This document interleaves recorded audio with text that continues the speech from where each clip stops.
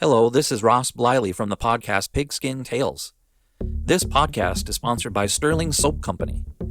With products sold throughout 41 locations around the globe, Sterling Soap Company has a unique assortment of products to choose from for your loved one for the holidays. Handmade artisan soaps created by Roderick and Amanda Lovin since 2012, these products are affordable and provide great value. Act now and save on your shipping costs. If you purchase $75 or more, your shipping cost is free in the United States. Shop now online at sterlingsoap.com.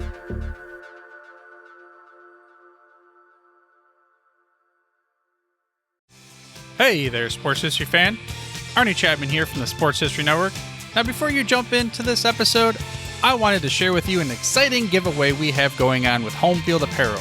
We have a digital $50 gift card to homefieldapparel.com for one lucky fan of the Sports History Network. All you got to do is head over to sportshistorynetwork.com/giveaways to sign up. Again, that's sportshistorynetwork.com/giveaways. This podcast is part of the Sports History Network, your headquarters for the yesteryear of your favorite sport. You can learn more at sportshistorynetwork.com. Hi folks, welcome again to another episode of Pro Football in the 1970s. I'm your host Joe Zagorski, and in this episode we'll be talking about Ray Guy and the Pro Bowl Gondola. Now, to complete the 1975 NFL season, the annual Pro Bowl game pitted the best players of both conferences, the AFC and the NFC. It also featured someone who was, and still is, considered to be one of the best punters, if not the best punter in the history of the pro game, Oakland's Ray Guy. Now, the Pro Bowl game at the Louisiana Superdome on January 26, 1976, also featured a very unique occurrence. The Superdome at that time had a 6-sided gondola with scoreboard monitors on it, and it was situated just underneath the interior of the top of the stadium's roof. Fans looked at the gondola as another form of entertainment. Ray Guy looked at it as another challenge. Now, Guy decided to intentionally try to punt a football during the game and hit the gondola with the football, of course. Now, all punters know that kicking for distance is important, but kicking for hang time is even more important. Giving your punt coverage teammates more time to get downfield while the ball hangs in the air is one of the major factors in successful punting. Guy was a great punter when it came to kicking the ball deep downfield. He also had a very strong kicking leg, perhaps one of the strongest in NFL history. But Ray Guy also loved to skyrocket his punts as high as into the air as possible. Let's face it, Guy was a great vertical punter. A very good punter will average around 4 seconds of hang time on their punts. Not Ray Guy. His punts would often reach the 5-second mark in the air. To do that once or twice or even a few times is pretty good. To do that often is quite outstanding. Ray Guy was quite outstanding. Now, during the pregame warm-ups of that Pro Bowl game, Guy noticed that the gondola scoreboard, and on a whim, he tried to hit it with one of his practice punts. He succeeded, and he tried it again and again.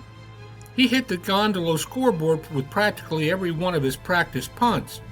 He naturally thought to himself, what would happen if he tried to hit that thing with one of his punts during the game? And so the idea was planted in Guy's brain. He even talked to members of the ABC TV announcing team about trying to hit that gondola during the game. Taking that as a cue, and always in search of a good storyline for a game that did not count for any team in the standings, the ABC TV announcing crew mentioned Guy's intention every time that he came onto the field to punt.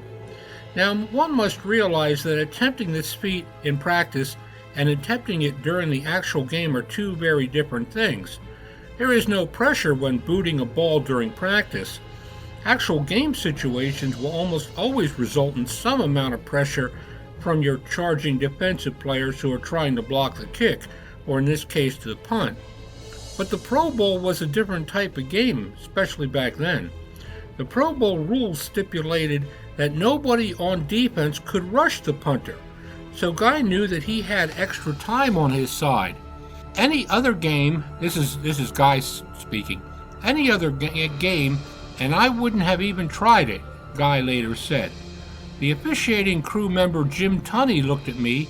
He knew what I was going to do, but I didn't tell the guys up front on his team. Guy's attempt occurred in the third quarter, and he was at his own 10-yard line. He succeeded with his historic punt. The ball traveled more than 90 feet in the air and was still ascending when it ricocheted off the gondola. The result of all of this was that referee Tunney declared the ball to be dead once it struck the gondola.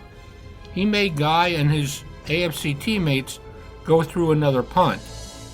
Thanks to the battle of Guy versus the gondola, the folks at the Superdome decided to raise the six-sided edifice an extra 50 feet, just in case Ray Guy tried to hit it again with a punted football at some later date. Now for the trivia question for this episode. Which team, the AFC or the NFC, won that particular Pro Bowl game? I want to thank you all for listening in to this episode of Pro Football in the 1970s. Please make sure to check out the rest of the Sports History Network podcasts whenever you get a chance. I promise you won't be disappointed. Take care and enjoy the rest of the football season. I'm your host, Joe Zagorski, and we'll see you on the flip side. This podcast is part of the Sports History Network, your headquarters for the yesteryear of your favorite sport. You can learn more at sportshistorynetwork.com. Hey there, sports history fan. This is Arnie Chapman, a.k.a. the Football History Dude, and I hope that you enjoyed this recent episode presented by the Sports History Network and were able to learn some good old-fashioned sports history knowledge nuggets. I started the Sports History Network back in 2020 with the mission to help podcasters find a community of like-minded sports history nerds, as well as helping aspiring podcasters to start their own shows. We have a little bit over 30 shows on the network right now covering all sorts of sports history, but as far as I'm concerned, we're just at the toothpick in the ocean moment, that can't even figure it out because there's so much more coming. We wanted to create the ultimate headquarters for sports yesteryear, starting with Podcast Network and our website, but we're going to continue to move into other mediums as well. And here's the cool part, because we want you to be part of our team. So if you're interested in starting your own podcast, or maybe being a guest on one of our shows, or who knows, maybe even writing an article for us over on the website. Seriously, all you gotta do is reach out to us on the contact page over at sportshistorynetwork.com. You can be as technologically savvy as a Neanderthal tapping on a stone trying to figure out this whole hieroglyphics thing back in the day. Again, it doesn't matter, because even if you don't understand the whole podcast space, we have a production team that can pretty much help you out with doing everything. All you gotta do, head over to sportshistorynetwork.com, head to the contact page, fill it out. That message goes right to me, and I'll reach out to you as soon as I can. But for now, dude, I'm through if you're through.